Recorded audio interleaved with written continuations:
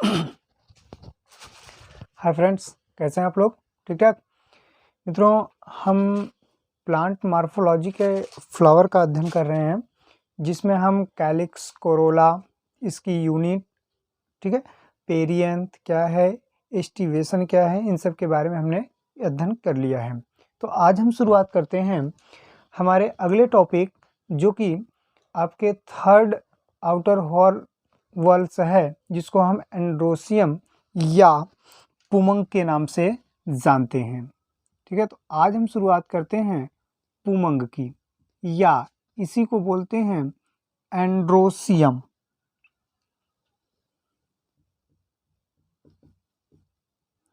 ठीक है, क्या है एंड्रोसियम? मित्रों, एंड्रोसियम जो होते हैं वो आपके नर भाग का प्रतिनिधित्व करता है। That means that denotes about male gametophyte. ठीक है, जो मेल को बताने का काम कर रहा है, मेल को रिप्रेजेंट्स करने का काम कर रहा है, उसको हम क्या कह रहे हैं? एंड्रोसियम। ठीक है, ये क्या है? थर्ड आउटर मोस्ट वर्ल्ड है, third outermost whorls of flower. ठीक है, ये फ्लावर का तीसरा बाहरी चक्र होता है। ठीक है, और हमने पहला चक्र पढ़ा था कैलिक्स, दूसरा पढ़ा था कोरोला, और तीसरा क्या है? एंड्रोसियम। ठीक है, वहाँ कैलिक्स की यूनिट हमने पढ़ी थी सेपल, कोरोला का यूनिट पढ़ा हमने पेटल।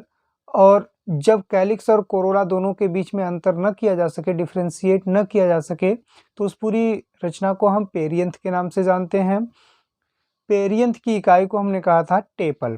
ठीक है, तो आज हम एंड्रोसियम पढ़ रहे हैं, जो कि थर्ड वर्ल्स ऑफ फ्लावर है।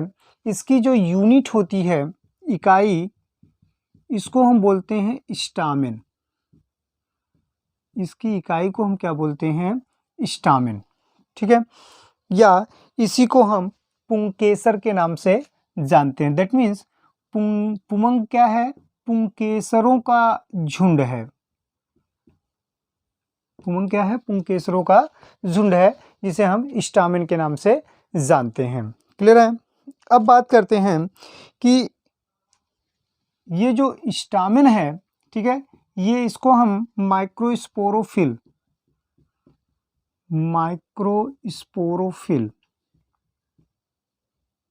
के नाम से भी जानते हैं। ठीक है, यहाँ से कई बार क्वेश्चन पूछे जा सकते हैं कि माइक्रोस्पोरोफिल रिप्रेजेंट्स, तो स्टामेन, एंड्रोसियम, ये सब, तो वहाँ स्टामेन याद रखना है आपको, उसको हम माइक्रोस्पोरोफिल के नाम से भी जानते हैं।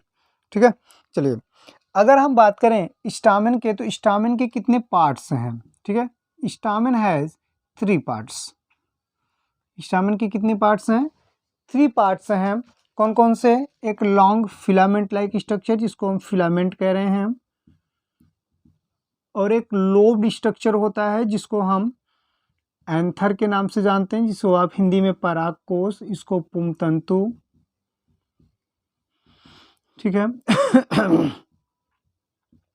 इसको आप परागकोश, ठीक है, और इसको कनेक्टिव, तीसरा पार्ट है कनेक्टिव या संयोजी। ठीक है, स्टामेन क्या है? एक लंबे से डंठल के द्वारा जुड़ा रहता है मेन प्लांट से। ठीक है, ये आपके पेटल्स के पुष्प के अन्य भागों के साथ भी लगा रह सकता है, या फ्री भी हो सकता है, इसकी चर्चा आगे करेंगे। तो ये जो लंबा सा डंठल दिखाई दे रहा है, इसको हम फिलामेंट्स के नाम से जानते हैं। यहाँ पे लोब्ड स्ट्रक्चर दिखाई देंगे, जो कि बाइलोब्ड भी हो सकता है। ठीक है, और सिंगल लोब्ड भी हो सकता है, तो इसकी चर्चा भी आगे हम करेंगे। यही आपका एंथर है। एंथर के अंदर पॉलन सैक होते हैं या चैम्बर होते हैं, जिसको हम पॉलन सैक के नाम से जानते हैं, जिसमें माइक्रोस्पोरेंजिया या पॉलन ग्रेन भरे होते हैं। ठीक है, चलिए, इसको हम क्या कह रहे हैं? एंथर। तो ये और ये जो फिलामेंट एंथर से जिस रचना के द्वारा जुड़ता है, इसी को हम बोलते हैं कनेक्टिव। ठीक है, ये हमारा फिलामेंट है।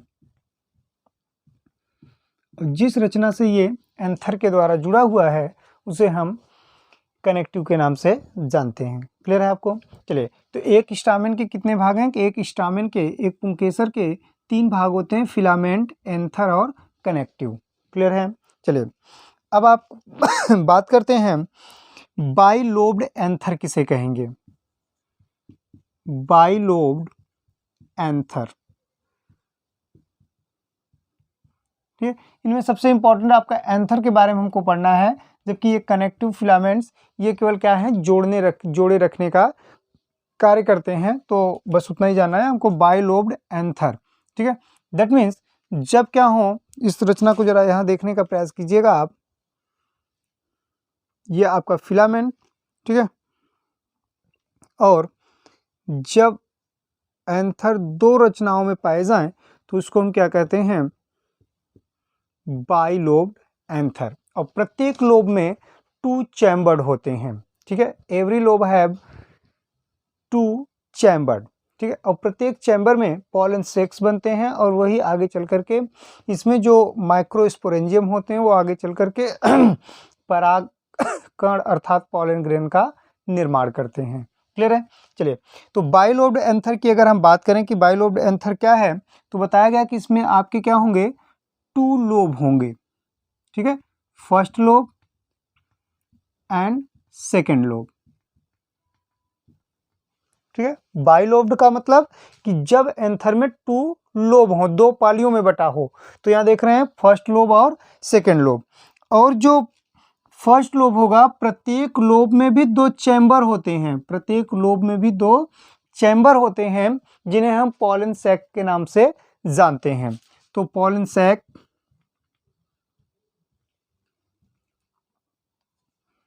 फर्स्ट, पॉलन सैक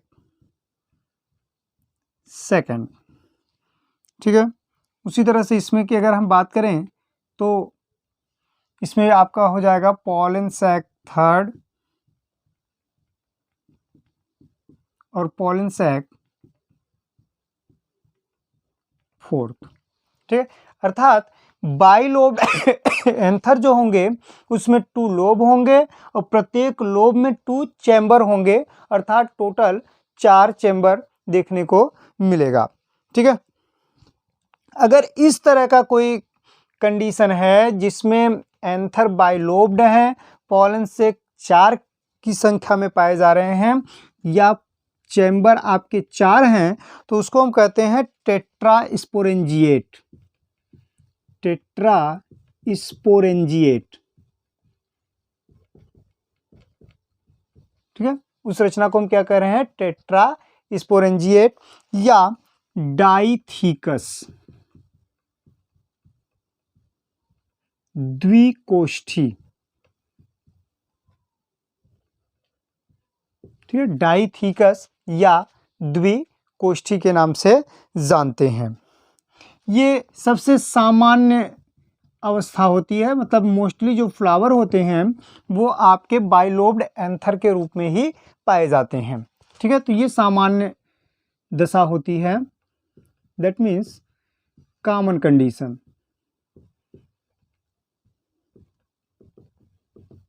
कहने का क्या मतलब है कि जो टेट्रास्पोरेंजिएट अवस्था पाई जाएगी वो मोस्टली बहुत सारे फ्लावर में देखने को मिलता है, जिसमें एंथर क्या है, बाइलोब्ड है और प्रत्येक लोब्ड में 4 चैम्बर देखने को मिलता है।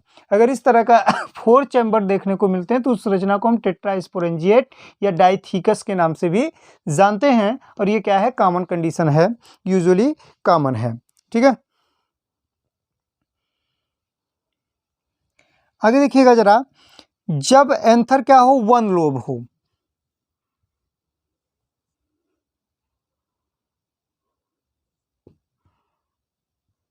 एंथर है और एंथर कैसा है, 1 लोब है,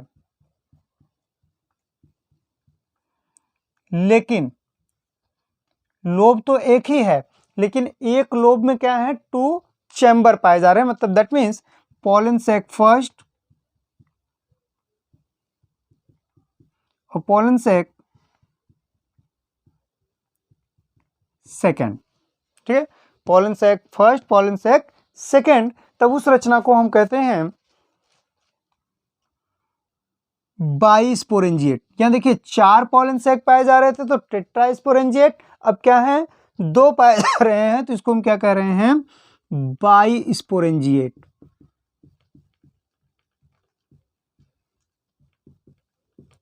ये कंडीशन क्या है, बाइस्पोरेंजिएट है, या इसी को हम मोनोथीकस के नाम से भी जानते हैं, या एक कोष्ठी। ठीक है, अगर इसके एग्जाम्पल की बात करें तो मालवेसी फैमिली जो है, मालवेसी फैमिली, ठीक है, ये आपका मोनोथीकस या बाइस्पोरेंजिएट होता है, जहां पे एंथर 1 लोब्ड होते हैं और 1 लोब में 2 चैम्बर्ड होते हैं। क्लियर है? चलिए आगे बात करें तो कुछ एंथर्स ऐसे भी देखने को आपको मिलेंगे जो कि 1 लोब और 1 चैम्बर्ड वाले होते हैं। ठीक है, एंथर है, एंथर कैसा है, 1 लोब है और एक लोब में एक ही चैम्बर है, 1 चैम्बर। ये बहुत इंपॉर्टेंट याद रखना है आपको कि एक एंथर ऐसा भी है जिसमें केवल एक लोब पाए जा रहे हैं और एक लोब में एक चैम्बर है, तब उसको हम क्या कहेंगे, देखिए यहाँ जब 2 चैम्बर पाए जा रहे थे तो बाइस्पोरेंजिएट, अब एक ही चैम्बर है तो इस रचना को हम मोनोस्पोरेंजिएट के नाम से जानते हैं। इस रचना को हम क्या कहेंगे, मोनोस्पोरेंजिएट। अगर हम एग्जाम्पल की बात करें तो इसमें एग्जाम्पल आता है आर्क्यूथोबियम,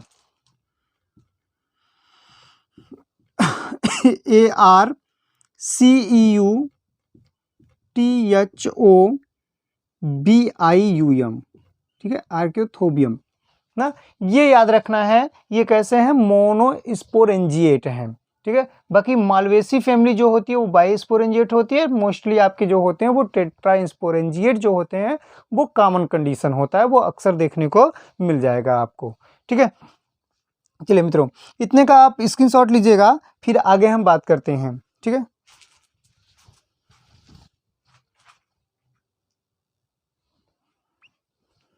चलिए आगे शुरू करते हैं। मदार और आर्किड्स में हम देखते हैं कि जो एंथर का पॉलन ग्रेन होता है वो आपस में मिल करके एक मास स्ट्रक्चर बनाते हैं एक सैक में, और उस रचना को हम पॉलिनियम के नाम से जानते हैं। ये बहुत इंपॉर्टेंट स्ट्रक्चर है जो कि मदार, कैलोट्रोपिस प्रोसेरा या फिर ऑर्किड्स में देखने को मिलता है। तो एक स्टार पॉइंट आप नोट कर लीजिएगा कि मदार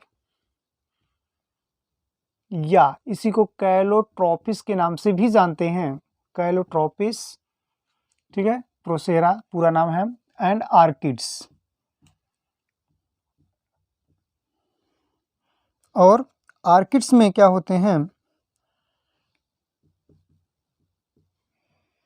the pollen grain of anther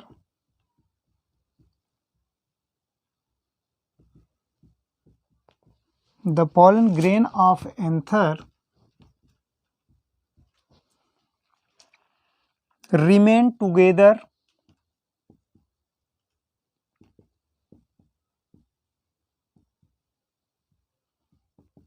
in the mass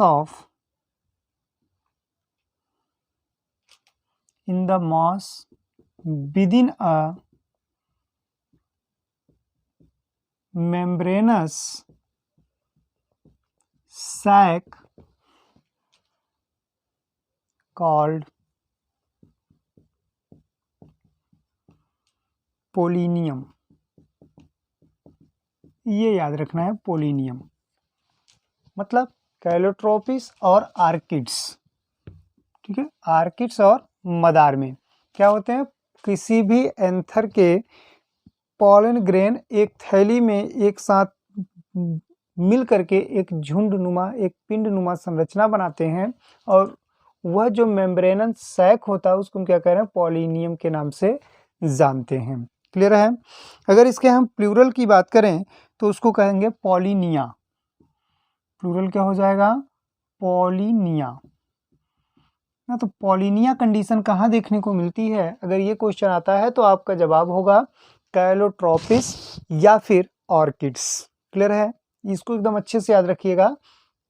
Calotropis या ऑर्किड्स में पॉलिनियम या पॉलिनिया कंडीशन देखने को मिल सकता है।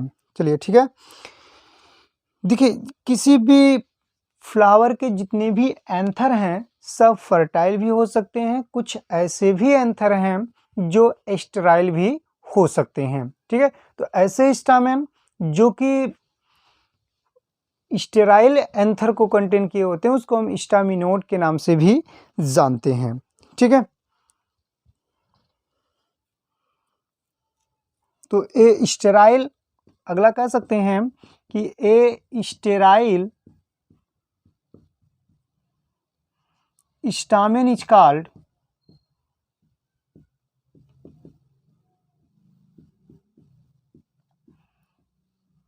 स्टेमिनोड।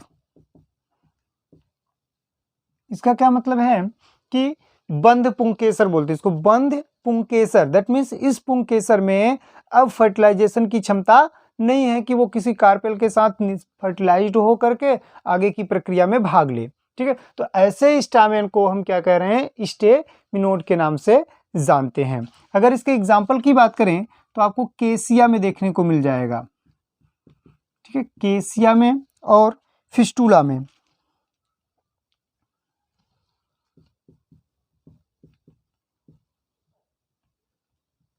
ठीक है, केसिया और फिस्टुला में स्टेमिनोड देखने को मिलता है जहां पे स्टेराइल स्टामेन पाए जाते हैं। ठीक है, चलिए अब बात करते हैं कि किसी फ्लावर में स्टामेन की संख्या कितनी हो सकती है और उसे हम कौन सा टर्म देंगे। ठीक है, तो हेडलाइन बना लीजिएगा कि number of stamen in flower, पुष्प में पुंकेसरों की संख्या, पुष्प में पुंकेसरों की संख्या। ठीक है, इसमें हम पहला बात करें तो सबसे पहला जो है हमारा उसको हम कहते हैं मोनोएंड्रस। मोनोएंड्रस, ठीक है, तो नाम से स्पष्ट है कि जब मोनो है इसका मतलब कि यहाँ स्टामेन की संख्या क्या होगी, एक, तो वन स्टामेन। जब स्टामेन क्या हो, एक पाए जाए। जैसे अगर एग्जाम्पल की बात करें तो केजुराइना, केजुराइना में क्या होते हैं, स्टामेन एक पाए जाते हैं। साथ ही साथ बुल्फिया, ठीक है, और यूफोरबिया,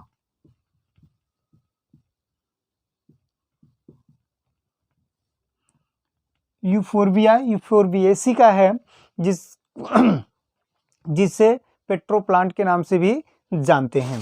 ठीक है, याद रखिएगा, यहाँ से भी क्वेश्चन आपके इकोनॉमिक बॉटनी से पूछे जाते हैं। पेट्रोप्लांट के अंतर्गत इसको रखा जाता है। चलिए ये देखिएगा, मोनोएंड्रस दैट मीन्स स्टामेन की संख्या क्या है, एक है। नंबर ऑफ स्टामेन जब वन हो तो उसको मोनोएंड्रस के नाम से जानेंगे। ठीक है, अगला है डायएंड्रस। क्लियर है नाम से ही आपको, दैट मीन्स टू स्टामेन। जब नंबर ऑफ स्टामेन क्या हो, टू हो, तब उसे आप क्या कहेंगे, डायएंड्रस। ठीक है, अगर इसके एग्जांपल की बात करें तो एकेंथेसी फैमिली,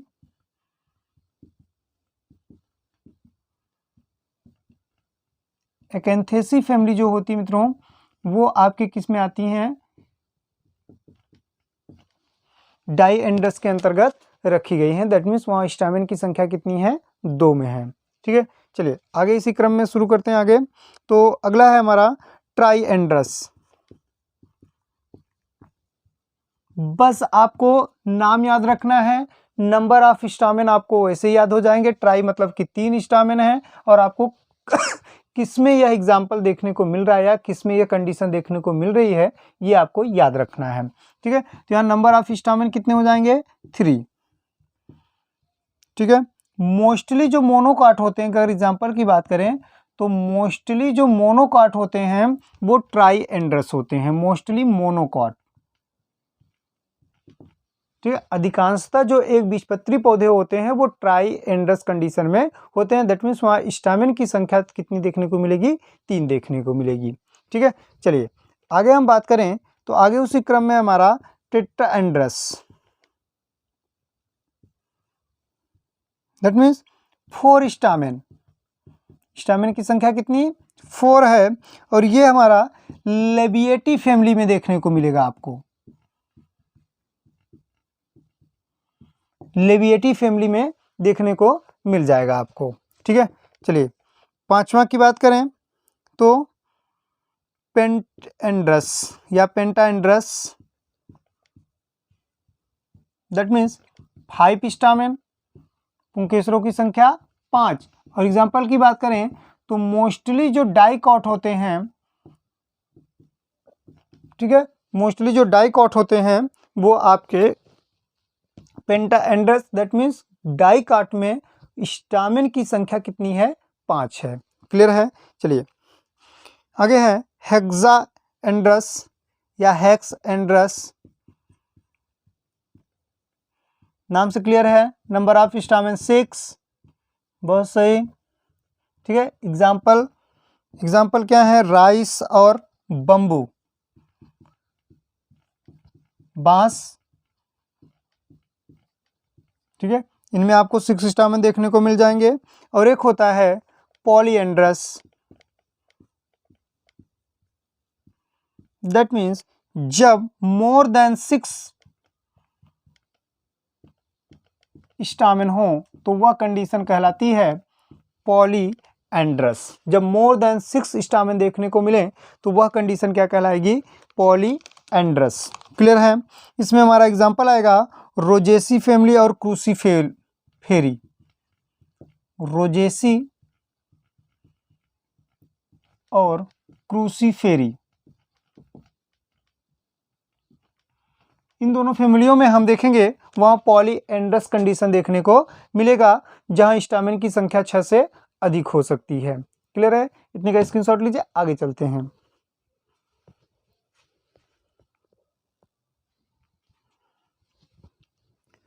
आइए आगे पढ़ते हैं हम कि जब एक फ्लावर में एक से अधिक स्टामेन पाए जाएंगे। याद करिए, आपको पीछे जब कैलिक्स और कोरोला पढ़ाया जा रहा था तो वहाँ बताया गया था कि जब एक से अधिक सेपल्स, दैट मीन्स कैलिक्स की यूनिट, और एक से अधिक petals, that means unit of Corolla, ठीक है, ये पाए जाते हैं तो वो 2 कंडीशन में पाए जाते हैं। पेटल्स और sepals are free and petals और सेपल्स आर यूनाइटेड। क्लियर है? ठीक उसी तरह की संरचना यहाँ भी हम देखने को मिलेंगे। जब एंड्रोसियम में जो स्टामेन पाए जा रहे हैं वो तो फ्री भी हो सकते हैं या फिर आपस में जुड़े भी हो सकते हैं। ठीक है, लेकिन वहाँ सिंपल ये था कि जो स्टामेन है आपका, जैसे देखिए स्टामेन की हम बात कर रहे हैं, जो उसकी यूनिट है, अगर एक से अधिक स्टामेन पाए जा रहे हैं तो वो मे बी फ्यूज्ड, सॉरी पहले फ्री की बात करते हैं, मे बी फ्री हो सकते हैं या फिर may be fused, may be fused. ठीक है, यहाँ हमारे पीछे वाले जैसे जो पार्ट्स थे, जो भी वर्ल्स था उसमें, जैसे कैलिक्स या कोरोला की बात कर रहे थे हम, तो वहाँ हमारे लिए सिंपल था थोड़ा सा कि जब अब मे बी फ्री, तो जैसे सेपल है तो उसे हमें पॉलीसेफेलस के नाम से जान गए हम। अगर एक से अधिक पेटल्स हैं और वो एक दूसरे से फ्री हैं तो उसको हमने पॉलीपेटेलस के नाम से जाना। यहाँ फ्री के लिए तो सही है, इस कंडीशन को हम क्या कहेंगे? पॉलीएंड्रस के नाम से जानेंगे।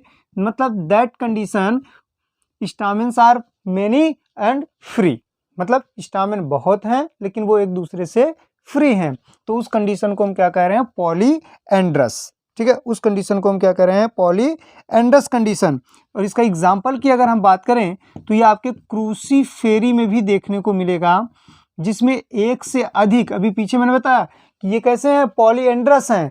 दैट मीन्स यहाँ स्टामेन की संख्या 6 से अधिक है लेकिन ये एक दूसरे से फ्री होंगे, जुड़े नहीं होंगे। तो वह कंडीशन देखने जब मिलेगी, तुम जब स्टामेन्स में भी फ्री, तो उस कंडीशन को हम क्या कह रहे हैं? पॉलीएंड्रस। और एग्जाम्पल हमारा है क्रूसीफेरी। रैननकुलेसी में देखने को मिल सकता है आपको, रैननकुलेसी और सोलेनेसी। ठीक है, सोलेनेसी, रैननकुलेसी और क्रूसीफेरी ये कैसे हैं, पॉलीएंड्रस है, that means they have many stamen और स्टामेन्स आर फ्री। क्लियर है इतना। चलिए यहाँ जो फ्यूज्ड है, याद करिएगा पीछे वाले में तो हम एक टर्म यूज कर देते थे जिसको हमने गैमोसेफेलस या गैमोपेटेलस या सिन पेटेलस के नाम से जानते थे, लेकिन यहाँ जो फ्यूजिंग है वो 2 टाइप का है। ठीक है, फ्यूजन में यहाँ हम 2 टाइप का पढ़ते हैं, एक पहले पढ़ते हैं कोहेसन, ठीक है, और दूसरा पढ़ते हैं एडहेसन।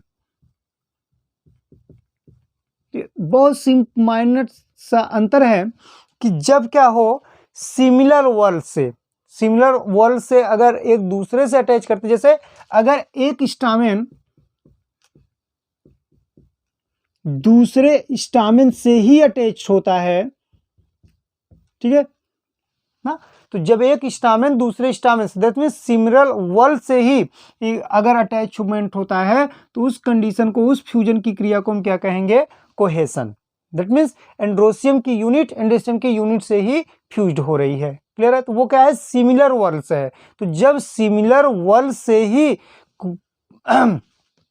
एक अटैचमेंट देखने को मिले तब उसे हम क्या कहेंगे, कोहेसन। ठीक है, और जब क्या हो, अटैचमेंट एक वर्ल का दूसरे वर्ल के साथ, जैसे स्टामेन आपका पेरियंथ के साथ जुड़ गया, स्टामेन आपका कैलिक्स के साथ जुड़ गया, कोरोला के साथ जुड़ गया, तो वो अटैचमेंट अलग कहलाएगा और वो क्या होगा, कंडीशन एडहेसन।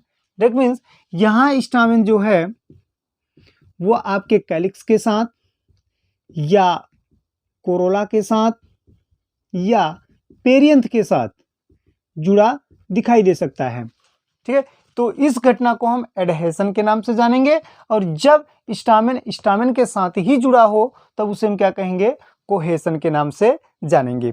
ठीक है, तो कोहेसन क्या है कि जब अटैचमेंट या अरेंजमेंट भी कह सकते हैं हम, कि स्टामेन का अरेंजमेंट सिमिलर वर्ल्स में हो, एक ही चक्र के भागों में देखने को मिले। एक ही चक्र का मतलब जैसे एंड्रोसियम एक चक्र है, उसके कई यूनिट हैं स्टामेन, जब एक स्टामेन दूसरे स्टामेन से ही अटैचमेंट होने या फ्यूजन देखने को मिले तो उस क्रिया को हम क्या कहेंगे, कोहेसन। और जब एंड्रोसियम की यूनिट स्टामेन का कोहेसन आपके दूसरे पार्टों से देखने को मिले, दैट मीन्स अटैचमेंट, तब उसे हम क्या कहेंगे, एडहेसन के नाम से जानते हैं। क्लियर है, तो यहाँ हम, ये तो हमारा मे बी फ्री है तो पॉलीएंड्रस है, यहाँ हम कोहेसन की बात करते हैं। वो कोहेसन हमको कई प्रकार से देखने को मिलेगा। ठीक है, कोहेसन हमको कई प्रकार से देखने को मिलेगा।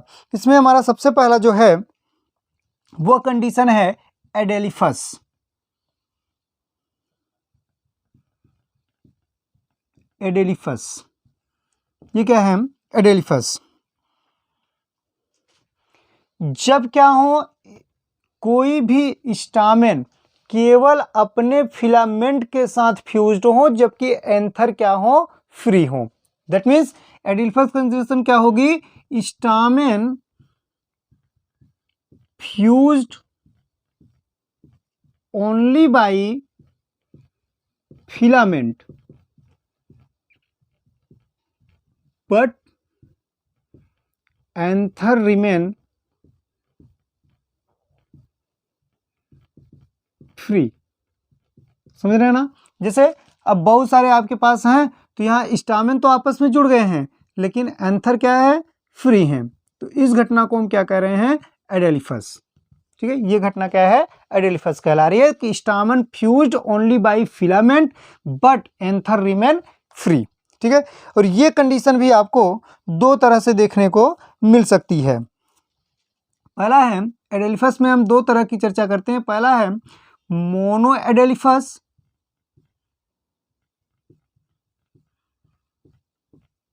अब जरा देखिएगा मोनो एडेलिफस क्या है, जब सभी फिलामेंट्स एक सिंगल बंडल में, एक ही झुंड में अटैच्ड हो। ठीक है, देखिए यहाँ पहले ही बता गया एडेलिफस कंडीशन क्या है कि जब स्टामेन फिलामेंट ही फ्यूज्ड हो लेकिन एंथर क्या हो, फ्री हो।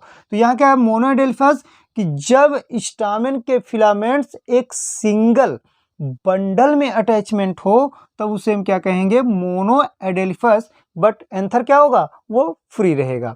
ठीक है, तो कह सकते हैं कि when stamen filament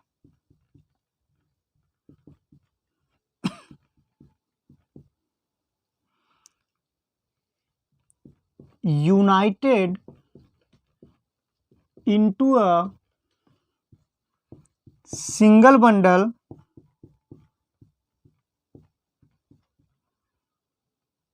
or one bunch, मतलब एक ही गुच्छे में, ठीक है, बट एंथर रिमेन फ्री, ये तो पहले कंडीशन आपको बता दी गई, but anther remain free.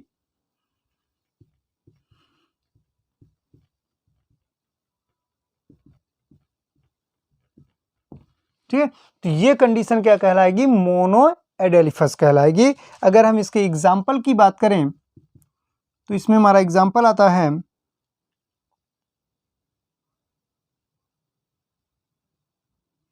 Malvaceae. Example है मालवेसी, ठीक है। और जितने भी फिलामेंट्स अटैच्ड होते हैं वह कार्पेल के ऊपर एक ट्यूब लाइक स्ट्रक्चर पर अटैच होते हैं, जिसको स्टेमिनल ट्यूब के नाम से जानते हैं। ठीक है, ये जो जितने भी स्टामेन हैं, जैसे अगर एक रचना की हम बात करें, जरा देखिएगा आप थोड़ा सा, ये आपका कार्पेल, ठीक है। अब इसी के चारों तरफ क्या है,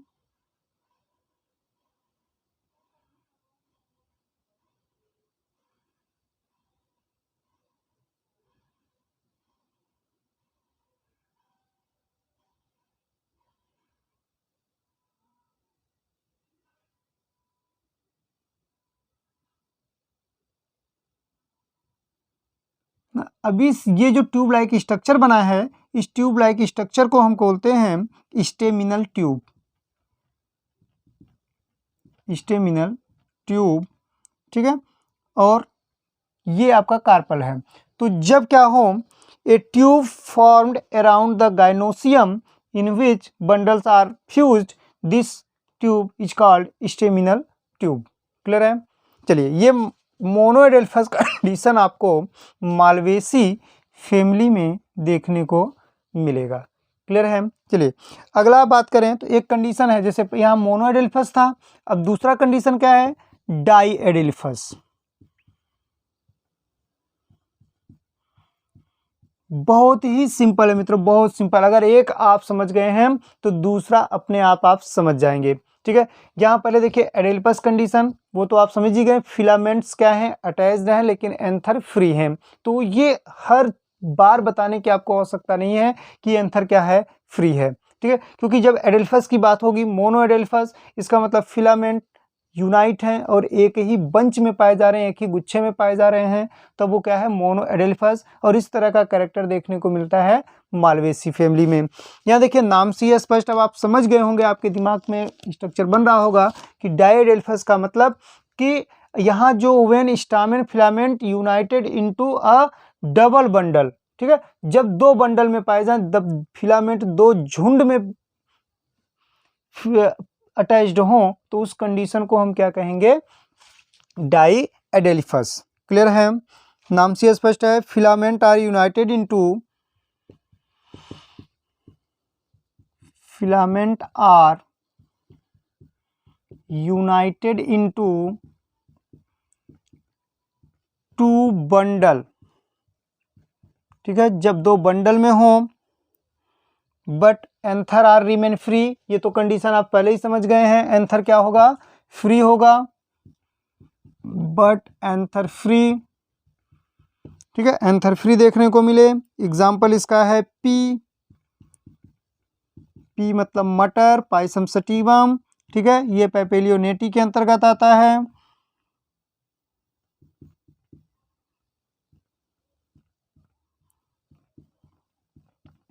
जो कि लेग्यूमिनेसी सब फैमिली के अंतर्गत रखा गया है, उसमें आपको डाईएडेल्फस कंडीशन देखने को मिल जाएगा। ठीक है, यहाँ कंडीशन क्या होती है, यहाँ नंबर ऑफ स्टामेन जो होते हैं, देखिएगा कैसे है, नंबर ऑफ स्टामेन वो 10 होते हैं। ठीक है, 9 स्टामेन कि फिलामेंट एक बंडल में और एक सिंगल स्टामेन दूसरे बंडल में प्रेजेंट होता है। ठीक है, तो यहाँ जो स्टामेन का अरेंजमेंट है वो हम देख रहे हैं, ये क्या है, फ्री है, मतलब 9 एक साथ अटैच्ड हैं और एक क्या है, फ्री है। तो इस तरह से हम, ये एक बंडल और ये दूसरा बंडल, तो इस तरह के कंडीशन अगर देखने को मिले तो उस कंडीशन को हम क्या कह रहे हैं, डाई एडेलिफस। ठीक है, यहाँ आप कमेंट करके जरूर बताइएगा कि ये टॉपिक आपको कितना समझ में आया, कितना नहीं। ठीक है मित्रों, ये इतने नाम से ही इतना क्लियर है कि आप एक बार इसको पढ़ेंगे तो आप कभी भी नहीं भूलेंगे कि एडेलिफस कंडीशन क्या है। ठीक है, ये एडेलिफस कंडीशन स्टामेन के फ्यूजन की क्रिया है कि जब स्टामेन से ही फ्यूजन हो रहा है, दैट मीन्स ये कोहेशन की प्रक्रिया है, जिसमें हम एडेलिफस हमने कहा कि फिलामेंट से अभी फ्री हो रहे हैं, एंथर रिमेन फ्री है। ठीक है, इसमें दो कंडीशन देखने को मिला, मोनो एडेलिफस और डाई एडेलिफस। ठीक है, स्क्रीनशॉट लीजिए, आगे चलते हैं। चलिए फ्रेंड्स, एक और कंडीशन देखिए यहाँ एडेलिफस, इसमें हमने पहला पढ़ा था क्या, कोहेशन में एडेलिफस, क्या पढ़ा हमने, एडेलिफस। ठीक है, एडेलिफस पढ़ा कि जब फिलामेंट्स फ्यूज हों लेकिन एंथर फ्री हों। ठीक है, तो उसमें हमने दो कंडीशन पढ़ी, मोनो एडेलिफस, डाई एडेलिफस। एक कंडीशन इसी में और एडेलिफस में हमको देखने को मिलता है जिसको हम बोलते हैं पॉली एडेलिफस। अब आप समझ ही गए होंगे कि जब मोनो एडेलिफस था तो फिलामेंट्स सिंगल बंडल में थे, डाई एडेलिफस था तो फिलामेंट्स दो बंडल में थे, पॉली एडेलिफस है तो मोर देन 2 बंडल। जब फिलामेंट्स मोर देन 2 बंडल्स में, स्टामेन के फिलामेंट्स मोर देन 2 बंडल्स में अटैच्ड हों तो उसे हम क्या कहेंगे, पॉली एडेलिफस। ठीक है, एग्जाम्पल की बात करें तो एग्जाम्पल इसमें आता है हमारा सिट्रस फलों में, खट्टे फलों में देख सकते हैं, साथ ही साथ बाम्बेक्स में भी देखने को मिल जाएगा। ठीक है, चलिए, तो एडेलिफस की बात हुई पूरी। एडेलिफस में हमने देखा कि स्टामेन के फिलामेंट्स फ्यूज हैं बट एंथर रिमेन फ्री हैं।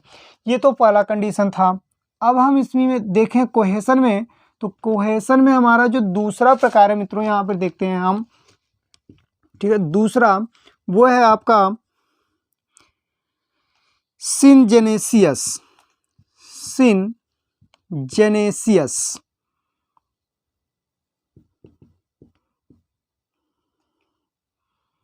अब ये ठीक एडेलिफस का उल्टा हो जाएगा।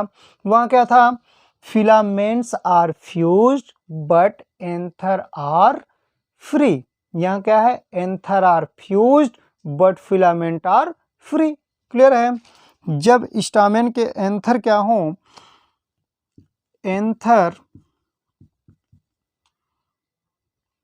ओनली एंथर कह सकते हैं, only anther are united in bundle but filament remain free, filament remain free।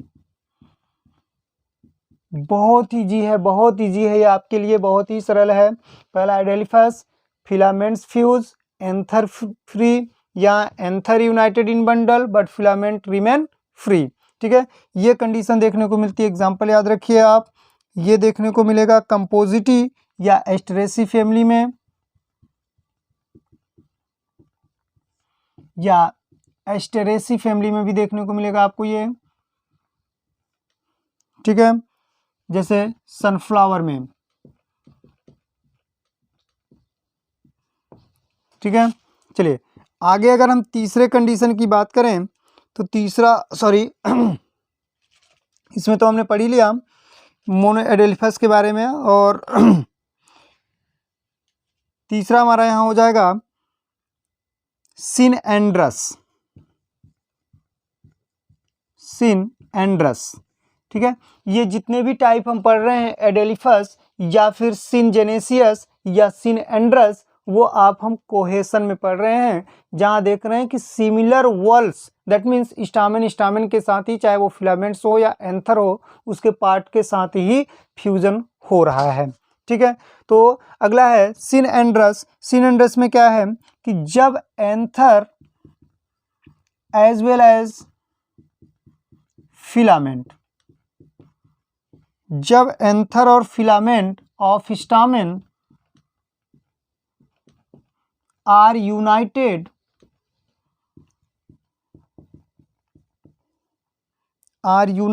through their whole length,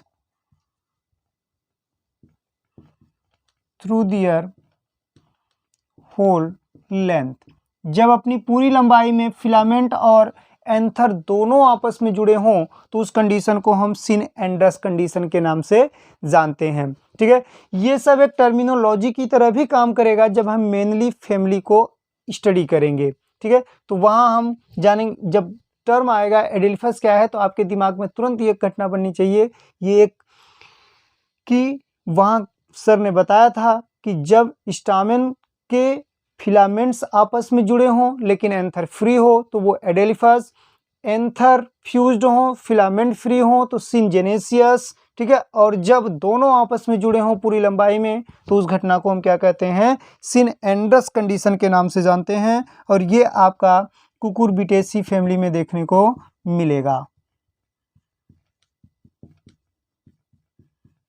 ठीक है, अच्छे से पढ़िए, बहुत अच्छा टॉपिक है ये। ठीक है, एलोकेसिया में भी देखने को मिलेगा और कोलोकेसिया में भी देखने को मिल जाएगा। एलोकेसिया में भी सिनएंड्रस कंडीशन होती है जिसमें ऊपर से नीचे तक पूरा फिलामेंट और एंथर आपस में जुड़े होते हैं। ठीक है, ये कंडीशन देखने को मिलेगा। मित्रों, वहाँ जब हमने कैलिक्स कोरोला पढ़ा था तो उसको हमने सी से दर्शाया था, सी एन। ठीक है, तो इसका मतलब polyandrous condition, see in the bracket N, that means cohesion. तो यहाँ हम कह सकते हैं एंड्रोसियम के लिए भी दो कंडीशन देखने को मिल जाएंगे और वह कंडीशन होगा A is A N, that means A N ना, ये आपके पॉलीएंड्रस कंडीशन को बताएगा। ठीक है, पॉलीएंड्रस कंडीशन को बताएगा और ये कोहेशन को बताएगा। ठीक है, ये पॉलीएंड्रस कंडीशन है, सब समझते हैं आप, और ये कोहेशन को बताएगा। ठीक है, अगले वीडियो में मित्रों हम एडहेशन की बात करेंगे, जो कि यहाँ है, जो स्टामेन कैलिक्स कोरोला या पेरियंथ के साथ जुड़ता है तो उस घटना को हम क्या कह रहे हैं, एडहेशन। ठीक है, यहाँ हमने कोहेशन तक की चर्चा कर ली। तो इस टॉपिक को आप बहुत अच्छे से पढ़िएगा। ये एंड्रोसियम के बारे में आज आपने जाना। कमेंट करके जरूर बताइएगा कि आज का वीडियो आपको कैसा लगा। ठीक है, जिससे हम आगे और भी अच्छे से आपको समझाने का प्रयास कर सकें। ठीक है, जो भी प्रश्न हो इस टॉपिक से संबंधित या फिर जितने भी पीछे आपने अध्ययन किया है, सब वीडियो को आप बारी बारी से देखिए, उस कमेंट में आप क्वेश्चन दीजिए। जो टॉपिक आपको न समझ में आया हो वो हम अगले वीडियो में उसकी चर्चा कर देंगे। ठीक है, तो आप अच्छे से पढ़ते रहिए। धन्यवाद।